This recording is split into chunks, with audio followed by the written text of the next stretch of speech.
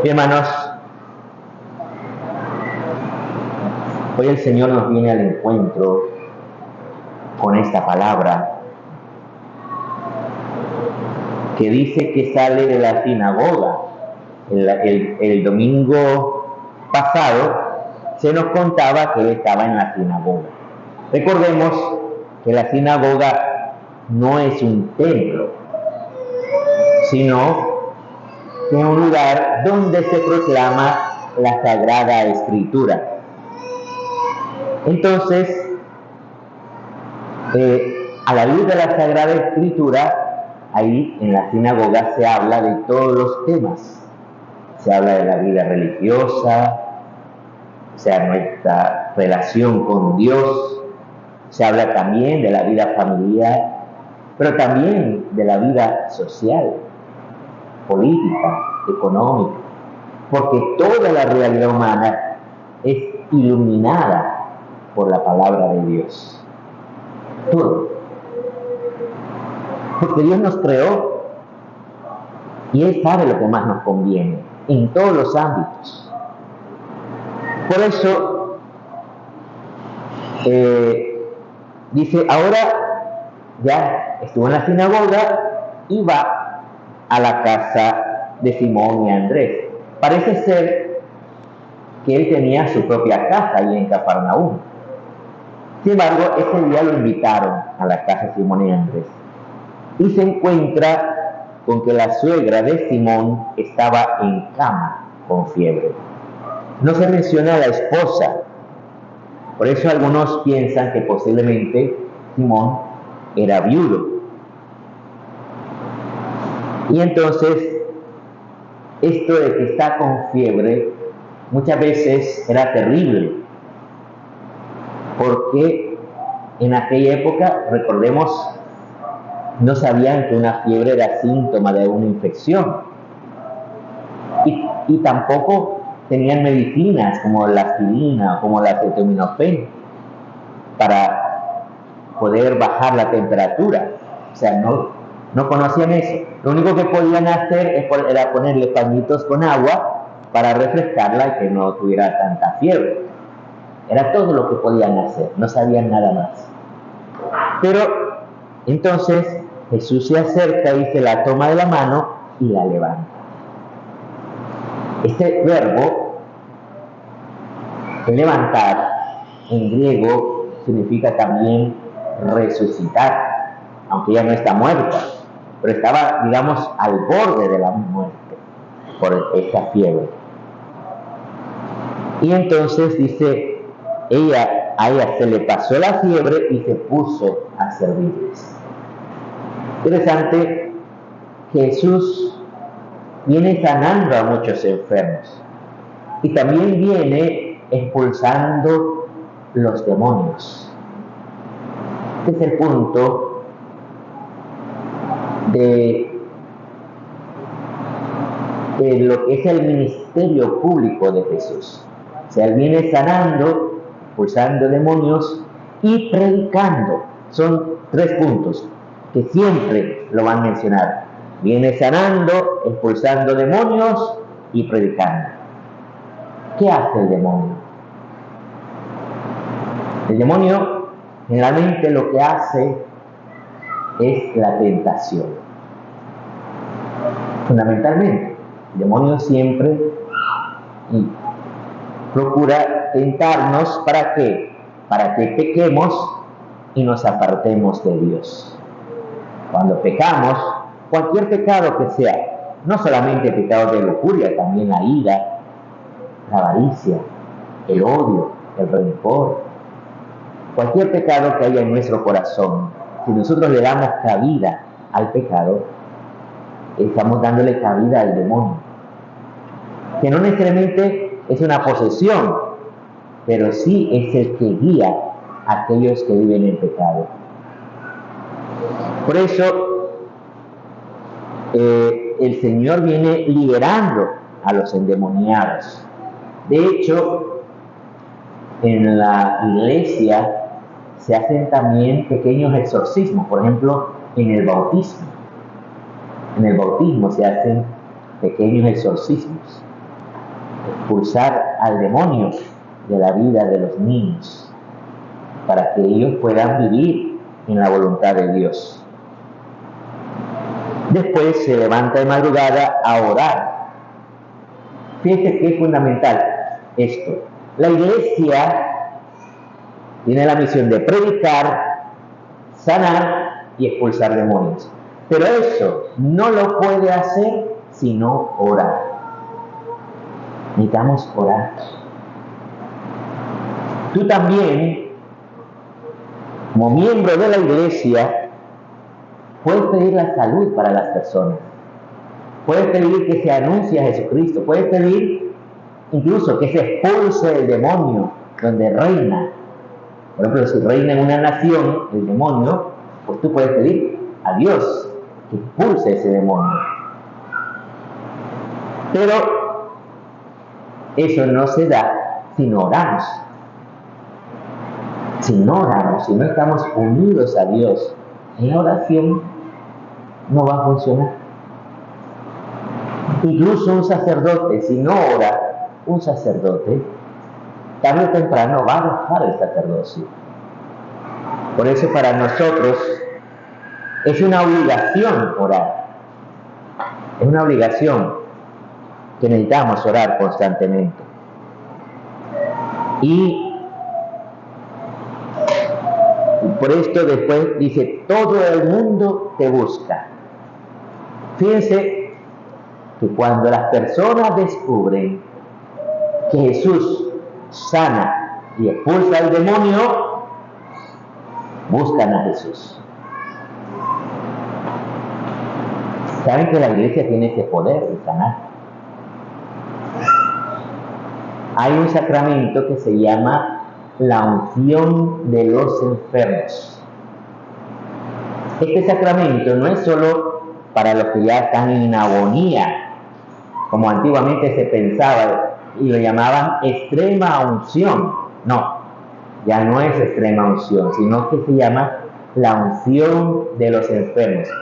Si un enfermo tiene una enfermedad grave, no necesariamente de muerte, o una enfermedad crónica, entonces se le puede imponer la unción de los enfermos. Esta unción, ¿qué hace? Te puede dar la salud, pero tal vez no necesariamente necesitas esa salud, sino que lo que necesitas es la fuerza del Espíritu Santo para afrontar la enfermedad.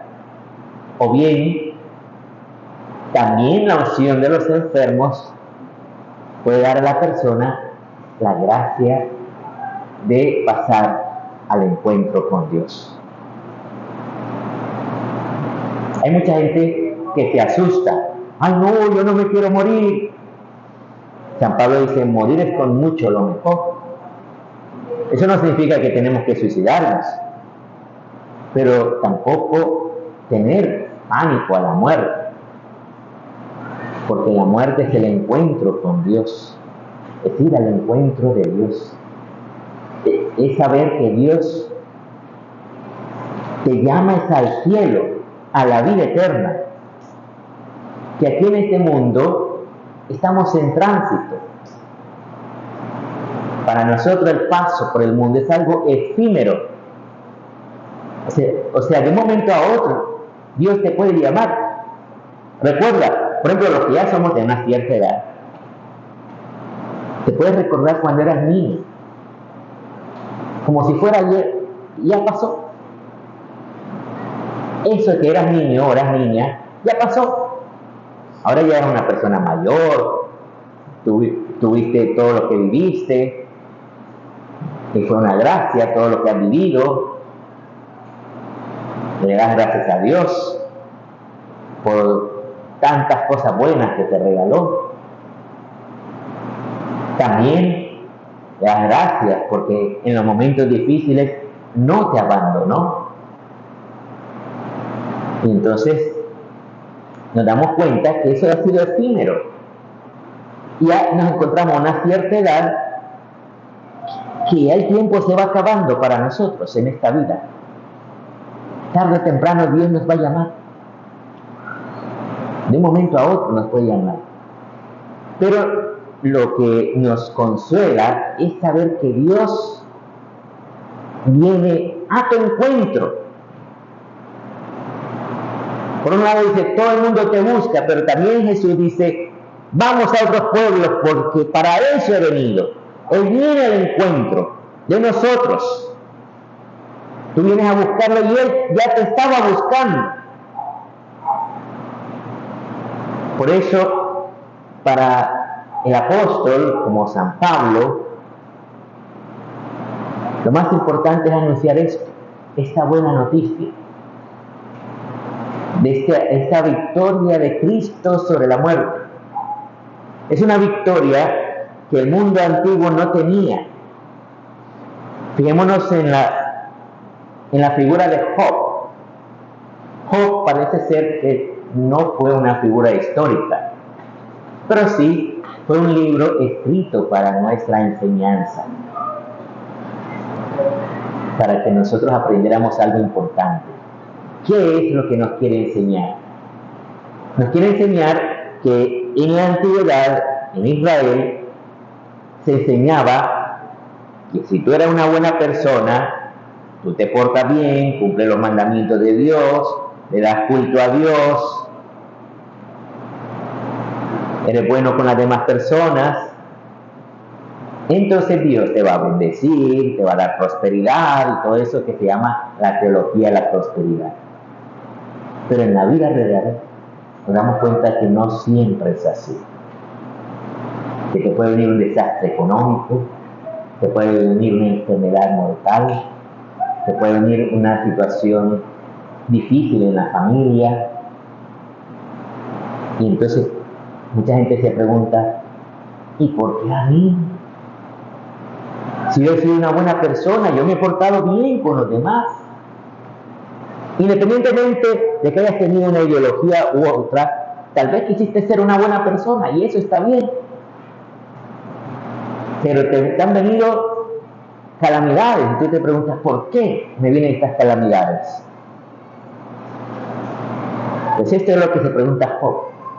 Job era una buena persona, tenía su familia y tenía bienes, como Dios lo había bendecido siempre. Y entonces viene el diablo pide permiso para atacarlo. ¿Y cómo lo ataca? Dice que primero le hace que le roben todo. Le roban todos los rebaños, todas sus cosas. Después se caen las casas y dentro de las casas estaban los hijos y se murieron todititos los hijos de él. Todititos. De golpe, ¡pum! Imagínate, si a una mamá le duele que se muera una hija o que se vaya del país, que se le mueran todos los hijos a la vez. A Job. ¡Qué dolor! Y encima Job bendice a Dios. El Señor me lo dio, el Señor me lo quitó, bendito sea el nombre del Señor, dice Job. Y el diablo va otra vez donde Dios y Dios le dice, ajá, ¿viste cómo Job me sigue bendiciendo? Sí, claro, como no lo tocaste a él, déjame que lo toque a él y vas a ver. Y entonces dice, está bien, tócalo, pero no lo mates, no toques su vida. Y le da una enfermedad terrible, una enfermedad en la piel que le causaba una rasquiña, una molestia, que hasta tenía que coger una teja y rascarse porque no aguantaba la molestia en la piel.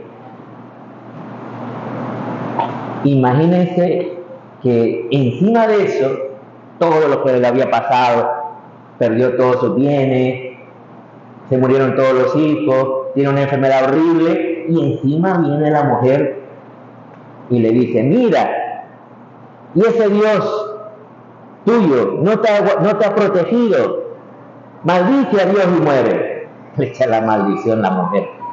Pobre Job, ahí sí que ya se sentía más acabado que la una. Y entonces vienen unos amigos a consolarlo. Y le dicen, ánimo, Job, le dice el primer amigo, esa es la voluntad de Dios, tienes que aceptar la voluntad de Dios. Y entonces Job empieza a decir, pero es que todo eso es como si fuera una milicia, la vida humana. Una milicia, donde se pasa mal. Ustedes recuerden, en la antigüedad, y aún hoy, el soldado cuando va al campo, a una batalla, no es que iba a un hotel de 5 estrellas, no, iba a pasarla mal, iba a pasar dificultades, incluso se exponía la vida, podía perder la vida. Entonces, es una milicia, y es la vida de un jornalero, dice Job. O sea, ¿cuál es la vida de un jornalero? Uno que se levanta temprano, va a trabajar de sol a sol en el campo, cuando llega a la casa, llega cansado, solo come algo, cualquier cosa, y se acuesta a dormir para el día siguiente. La vida del jornalero es dura, ¿verdad? Todo el día trabajando, todos los días, 24/7. Y Job dice, pero ¿qué es esto? ¿Por qué tiene que ser así? Job no va a tener respuesta. La respuesta es la que les he estado hablando yo, que viene de Jesucristo, que Él nos llama al cielo, a la vida eterna, y que estamos aquí en este mundo en tránsito. Por eso bendecimos al Señor, que Él entró en la cruz para salvarnos, para rescatarnos, para que cada uno pueda entrar en su propia cruz cada día.